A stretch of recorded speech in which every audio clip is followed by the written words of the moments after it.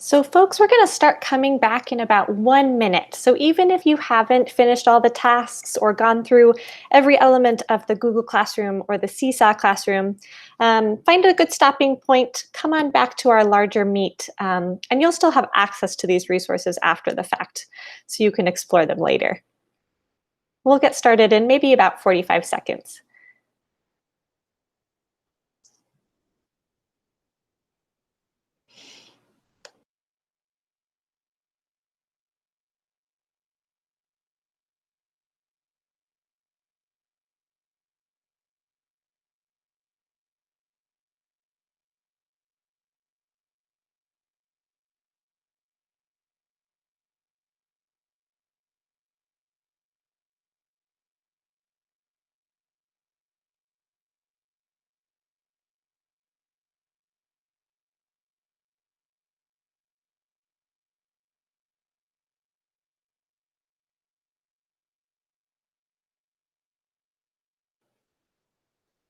Okay, we're going to go ahead and get started. Welcome back.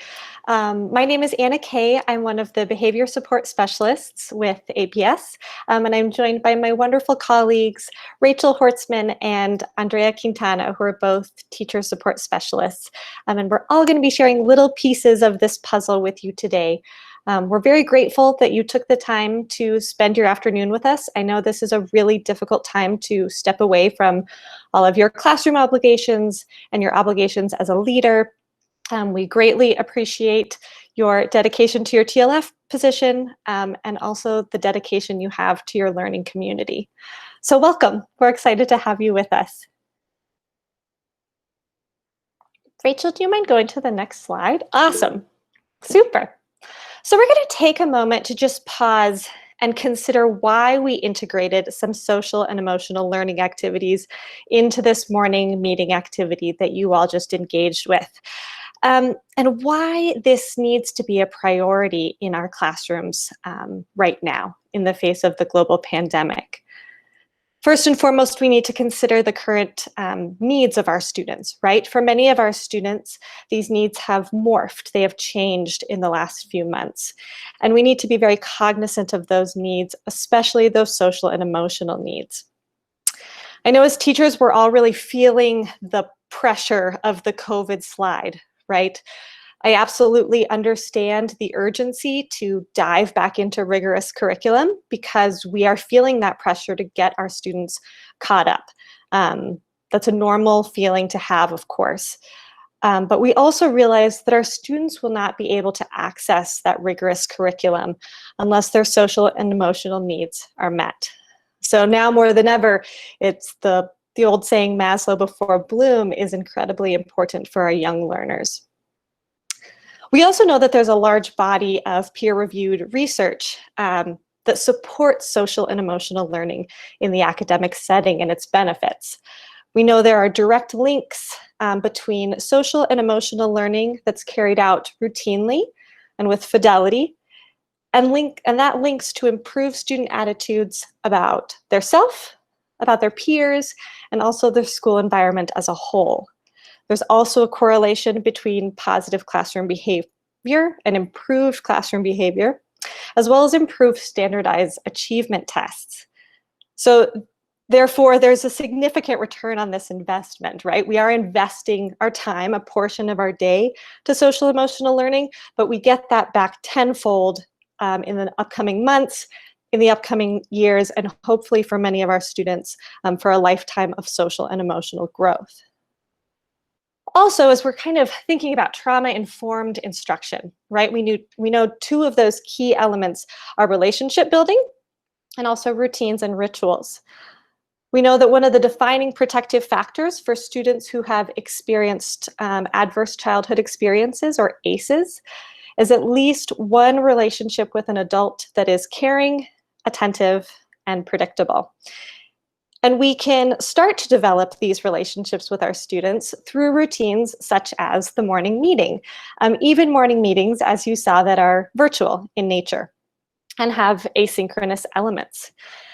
This provides us an opportunity to check in with our students, right? You saw the activity where you were able to highlight how you felt on the zones of regulation sheet so that I, as a teacher, can go back either in the moment or later that day and check on your zone or how you are feeling that day and use that information to connect with you as a learner later, right?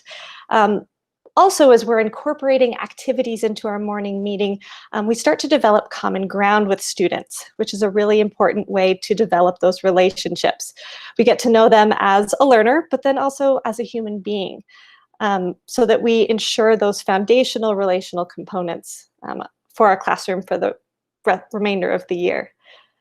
Also, when we're thinking about routines and rituals, routines provide safety and predictability, which is especially important right now, right? And also, as we develop these routines in our classroom and they kind of become a mainstay for how we organize ourselves and our learning environment, it's also an easy way to start prioritizing social and emotional learning, right? We can integrate this through routines such as the morning meeting, or another example, Andrea shared this with me, a kindergarten teacher she's been working with utilizes Wellness Wednesdays. So on Wednesdays, that day is dedicated to social emotional learning, to student wellness, goal setting, celebrating peers. That's become a very important routine or ritual for that classroom that's focused on social and emotional learning. So as you saw, we used the Bitmoji classroom, right? The virtual classroom as a vehicle to integrate social and emotional learning. There's a myriad of ways to integrate SEL into your classroom. But this Bitmoji one is kind of a fun way to do it. This tool maybe isn't for every teacher, but we wanted to highlight it as something that maybe you could take back to your school and just show to your teachers and maybe support them in creating their own. So why Bitmoji and SEL? First and foremost, it provides some structured choice. So you saw in the one we created, we did number the steps for you. We could also eliminate those numbers so students could choose which activity they engaged with first. This is really important now as so many of our students really have a loss of control in their lives. They have less agency and sometimes less autonomy. And we see the result of that often in disruptive behavior in the classroom. But as we're able to give students some choice and some independence, right, some of those behaviors will decrease. And also, in turn, our students will become more independent learners. They'll also develop some social and emotional agency, such as increased SEL fluency and also SEL confidence. The Bitmoji classroom is also really an easy way to personalize your space and your teaching, right? It's a way to self-disclose information about yourself and your interests as a teacher, and also provide students some space to disclose information about themselves and what makes them unique and special. And finally, this space, because it is sort of like a virtual space, it's like a classroom, I find it's a really easy way to balance academic and social and emotional tasks, sort of in a physical sense. And then the next slide, you'll see a couple of resources. Now, you have access to all these. I won't go over them in detail, but I do want to highlight the one that's in the middle there. So these are some Bitmoji classrooms that the behavior support specialist team created. They're examples for you to use. These are classrooms or rooms, spaces that are focused on social and emotional learning. If this would be helpful for you or any of the teachers at your school, we invite you to make a copy and use those links, either integrate them into a Bitmoji classroom you already have, or take it and personalize it in a way that, that fits your own unique teaching style. Thank you very much. I'm going to turn it over to Rachel, and she's going to take over the next part of our presentation. Thank you, Anna. So I'm recognizing a lot of faces from this morning in our elementary flipped classroom. So I'm going to cover a little bit of how you can structure your Google Classroom specifically for primary students to make it a little bit more engaging and easy to navigate.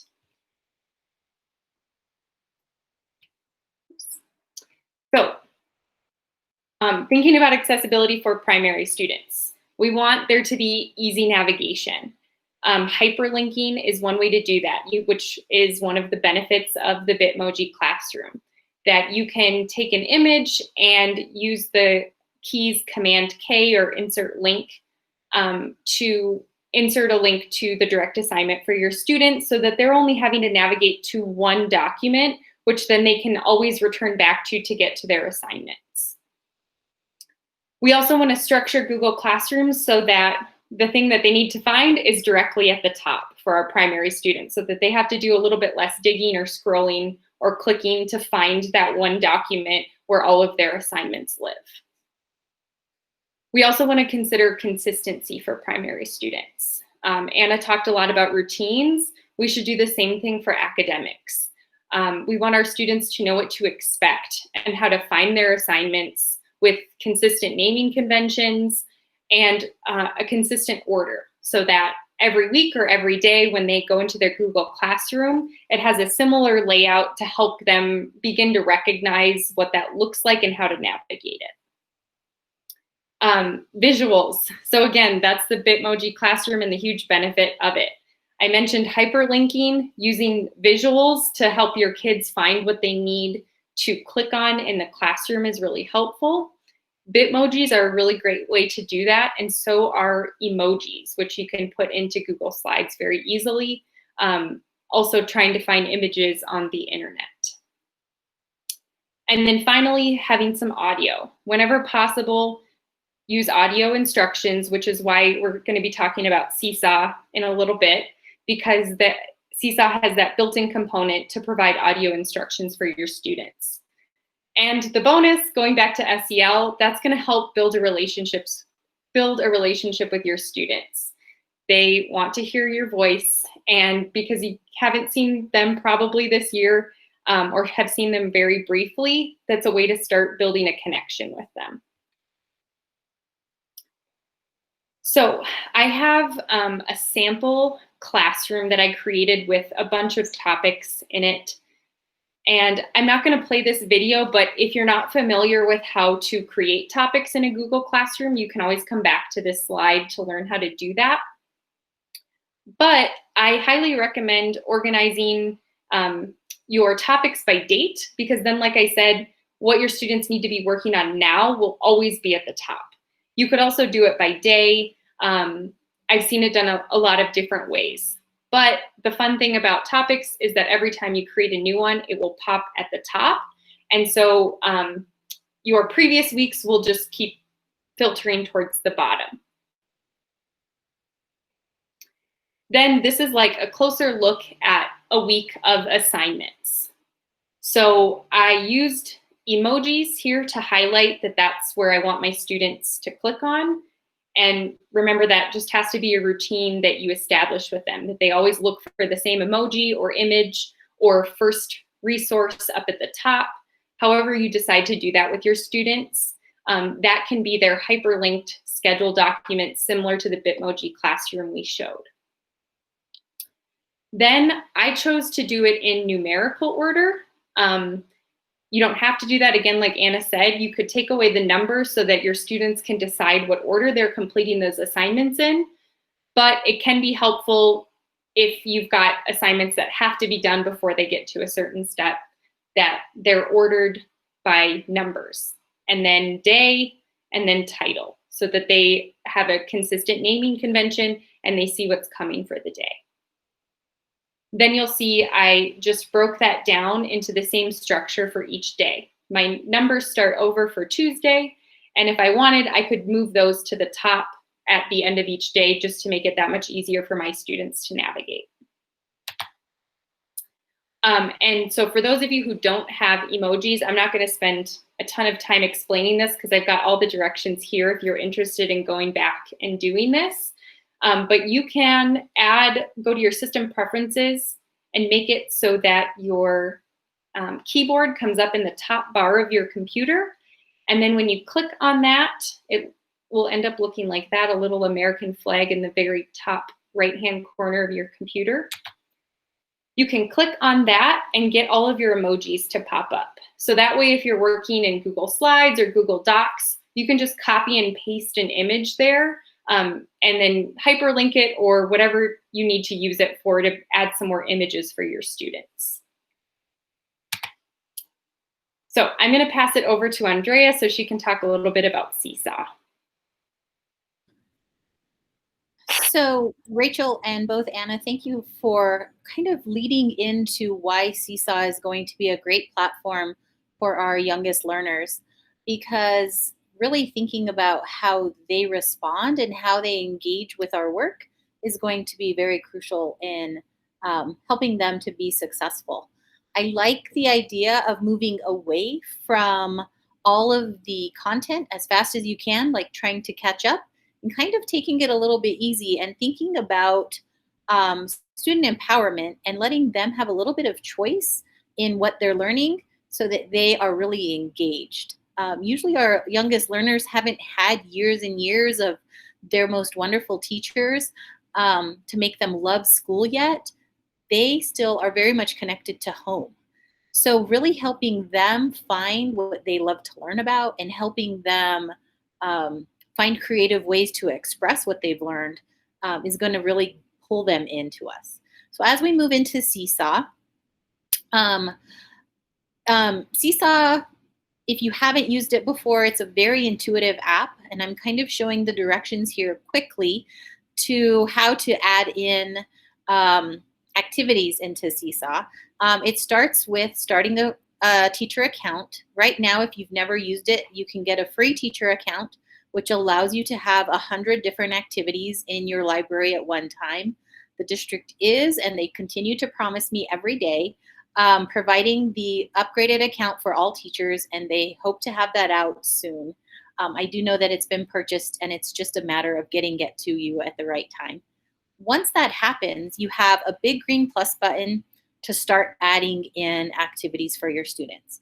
Your students can be added in as simply as going into a classroom that you give them a code similar to what you did today. You can attach it to a Google Classroom similar to what we did today, or you can email them a QR code that they can scan on their iPad and move right in. So once you push that big green button and you start to add an activity, the next slide will show you how simple it is to do that. So you're going to assign an activity to your students by creating a new activity.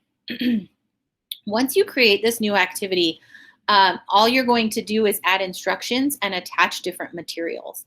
Students, as well as yourself, are going to have that option of what different avenue you want to choose here. So you can add in photos, drawings, videos, uploads, links, or notes for your students. But the best part is that your students can also respond using photos, drawings, videos, uploads, notes, or links. So they have a little bit of choice in how they respond to you. Now, as you start to create things for your students in SeeSaw, you need to know that you don't have to create it all by yourself. All of the activities that you did today in SeeSaw were pre-created, added to our library, and assigned to you. So in the next slide here, as Rachel moves through, Benchmark also has all of these great slides that are there for you that you can add in with a simple link. Your students could work through this day by day or week by week, and you can edit out and add in any of these different slides that you want. The next slide is going to give us one more resource that you can add in material straight from Benchmark. The students are going to have their same screen and choices to be able to edit these materials in SeeSaw using their finger or typing into a keyboard or responding with their voice, which is really helpful. So if you want district-supported curriculum into your SeeSaw, that's a great place to start with things that are already created so that you don't have to spend all your time recreating things. But as we move forward, I'm going to show you some, we could go one more. I'm going to show you just some additional ways to make SeeSaw a little bit special for your students and to really amp up that empowerment. So the first thing that I want to share with you today is called the Mind Yeti. It's one of the assignments that we created for you in there in your Google Classroom and your SeeSaw right now. Mind Yeti is going to be very much connected to social emotional learning, and it's going to give mindfulness routines. It has a full curriculum map for you to choose the direction and the goals for your students, has daily practice for them, and it has a family connection so that it's not only the students that are doing this work, but they're pulling in those parents as well.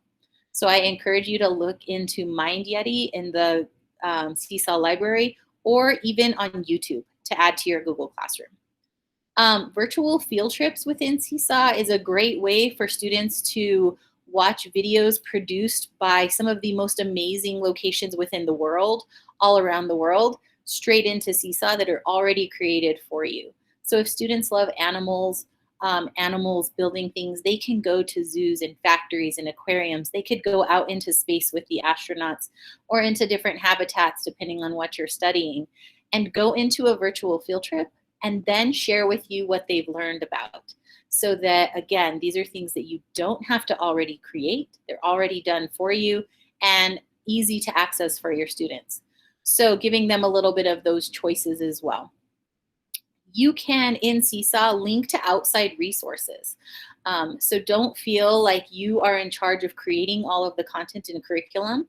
SeeSaw allows you to add in links to go to places like Nat Geo curriculum that's already created, PBS Learning Media, Epic Reading Library, or even Khan Academy, so that you can add in those links to those places that your students are going to be doing the work.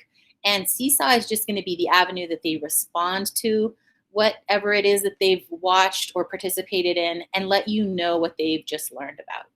And then the last one is kind of what we've already shown, is that connection to digital content through district curriculum, such as Benchmark and Foundations. Stepping stones can be added in there, Flipgrid, or anything that you have within your Google account. So lots and lots of choices when working within SeeSaw. Don't feel like it's only a replacement for worksheets. This is a great opportunity for students to share their voice, share their learning, and show some of what they've been passionate about, to really amplify what they're doing in the classroom. So this next slide is going to give you some of those ideas again of focusing on that student voice, really pulling them into learning, which is something that they've been possibly disengaged with for the past, I don't know, maybe 8 months now.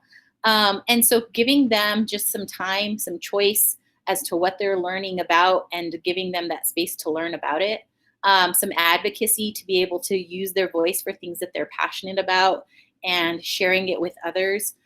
Finding those passions and interests to help them really want to be part of the learning community right now. Where worksheets might not get you that same connection, SeeSaw can really amplify that if you use it in the best possible way for your students. And so this last slide here is just going to be some of the ideas that you can find within the community library. And these are just screenshots of those activities. Up in that left-hand corner, when you go to create an assignment for your students, it's going to ask you if you're creating and pulling from your library or from the community library. I encourage you to dig into that community library to find things that you can edit and assign to your students right away without having to do a lot of work. So there is reading practice, listening to other students as they advocate for things, specific work around whatever foundational skills you're working on, some of those virtual field trips, and then the Mind Yeti. There are so many great things within that community library that are free and already populated for you. And every month they have either teachers they highlight or organizations that they're working with that they highlight to bring in additional content for you. So really use that community library to find some of those ways for your students to share their voice. Again, I am crossing my fingers and I bug the ed tech department every single day, and I have proof, so that they get you guys those pro licenses as fast as possible, because we know that the more activities you have, the more choice you're going to be able to get for your students. If I hear any word ever, I promise that I'll pass it along to you so that you can make sure that SeeSaw is part of that platform that's really helping out your students. I believe that's the last of my slides. Yeah, and I will turn it back over to Rachel. Thanks. Yeah, thank you, Andrea. And I can verify that she contacts EdTech every single day. We wish we had those licenses for you now. But like she said, as soon as we have word about that, we will let you know, because it is such a great platform for our young students to engage with content and with each other. So I think we have one more slide here of just some other resources. SeeSaw has ways that you can insert icons if you're doing your directions, those visuals that you saw in a lot of the directions. If you're going to be using images, there's a website that you can remove the background if you need to from some images, or a website that you can get some PNGs from there. So I just want to let you all know that in the Google Classroom, if you are feeling like you want to extend your learning a little bit and give us some next steps, we do have a reflection assignment in there that's a collaborative document. So you can navigate there at some point today or tomorrow if you'd like. And you can click on these to navigate to the different slides. So after seeing some examples of a primary classroom structure using both Google Classroom and SeeSaw, you can share some opportunities that you see, challenges that you see, and wonders that you have from our session today. And then if somebody, Andrea or Anna, if you have the link to the survey, I know we're kind of nearing the end of the summit day today. You might be heading to one more session, or this might be your last one. Please take the time to fill out the survey. This is our first virtual summit, and we would like to improve it for next time. So whatever feedback you can give us there of what we can do better next time to make it accessible for you, we would really, really appreciate that. And I just want to say thank you again for being here and taking the time out of your crazy busy days to spend some time with us. So that is all I have, unless Anna or Andrea has anything else. Because we do have a few extra minutes, does anybody have, are there any questions?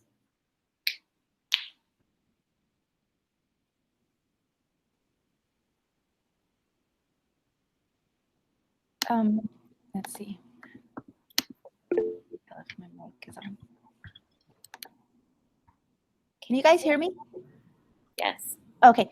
I have a question. So I've been assigning things. I have the plus sign, so I don't know if that means I have a trial. Does everybody?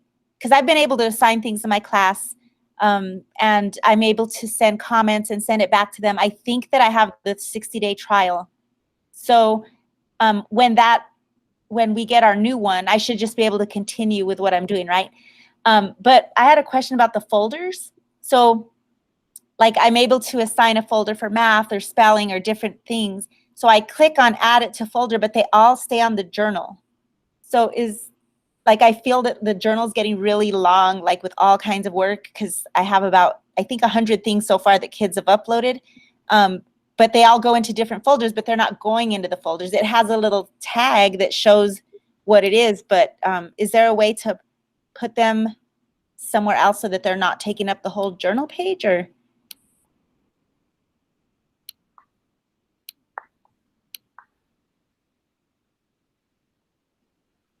Andrea? I'm stuck. Okay, can you hear me now? Yes. So sorry. Once you're in SeeSaw and the journal of student items is there, you can remove them after you've seen them and either responded to them or heard from your students. Once you get them, let me see, I'm trying to find the exact language to tell you. There should be a folder down on the bottom of the student's work, and you can click into that folder and create a folder specific for that student so that all of their work kind of becomes a portfolio for you. So down at the bottom, let's see, a student down here, you have a like, a comment, a teacher response, Yes. a hat, and a folder. Yeah. Once you click on that folder, you can create a folder specific for that student so that all their work will go in there. Okay, so yeah, I think I mean on the side, like when I click on a student's name, it shows all their work. But when I created a math folder and I have all these math activities just all on the journal, like, is there a way to get them all into a separate math folder or no? So you would only be able to do it by student. By student. Okay. Yeah. Okay. All right. Thanks. I saw Jen wrote in the comments, some people were asking about where to find the videos from today and all of the resources. So I'm just going to share the TLN Hub website that you can navigate to. And then if you click on TLF Resources, or just rather hover over it, and then click on Meeting Resources by Date, you'll see our September TLF Summit is right there. And so we've got the Equity and Leadership workshop materials, the session recordings, and the survey. And then I believe that is where they are also going to put all of the resources from today. Also, you can find that TLN Hub on ClassLink, which is the easiest way to get there. So once you're on my.aps.edu, you're going to navigate into Employee Resources, and you're going to see a bubble that says the Teacher Learning Network. And so once you get into that employee resource, that will take you directly to this website. See if I can get it to load and show that also. And I also just shared the link in the site, in the chat with you.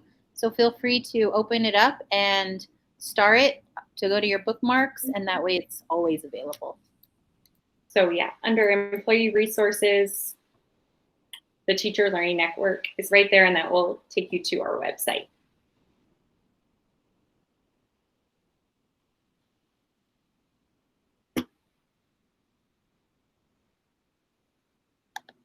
Hi, it's Janelyn. Will the Google Classroom be available indefinitely, or Yes, if I'm part of it? Okay, so I Yeah. can show other people. Excellent. Thank you, ladies. of course. Also know that that SeeSaw Classroom is open for you. If you didn't have a chance to go in beyond the Google Classroom links, join that SeeSaw Classroom, and you can see all of the different activities that have been posted there as well. Now, if you're not part of the classroom, then you can't click on the links to go there. Is that correct? Like if you're not part of the SeeSaw Classroom. Like if I was going to do that in my class, all the kids already have to be signed on to SeeSaw for those links to work. Is that, if I did a Bitmoji class, is that correct? If they go through ClassLink to get to your Google Classroom, and your SeeSaw account is connected to your Google Classroom account with your Google ID, it will go straight through for them. Okay, don't get me started on ClassLink. Nothing is working on ClassLink here. Oh, because you're on iPads. iPads, yeah, the death of us. So yeah. So I have a SeeSaw, they can do it, but it's not ClassLink. Oh no, ClassLink and iPads. I never thought I would dislike an iPad, but it doesn't work with Google very well. So I'm struggling. We're struggling over here.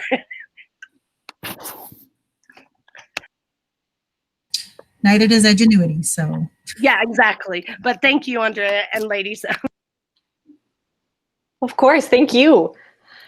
Andrea, did you say one of your slides has the Mind Yeti links to it? It does, yes. Okay, and the how to get to know Mind Yeti. Okay, great. Yes. Thank you. It's in the resources of the Google Classroom, Okay. the Mind Yeti.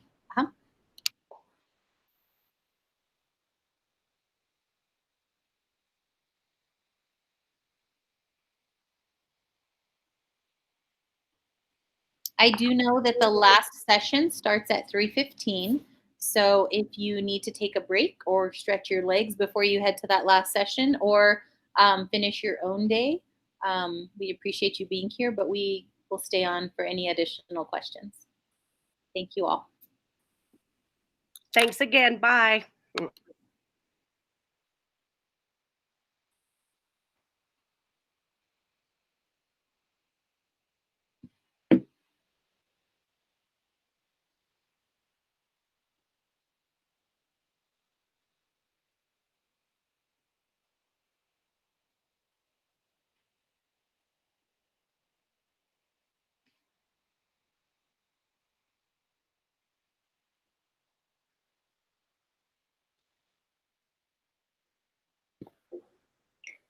Hi, ladies. I don't know if you saw my note in the chat, but several of my teachers are concerned because when the kids get on their iPads, all they can see is the teacher or the EA, but they can't interact with one another, and so they don't have the view grid, which of course is the most exciting part of the online learning because they want to come and see their friends, or kindergartners don't even know what to expect and that there are other kids in the class, and so we're finding it to be very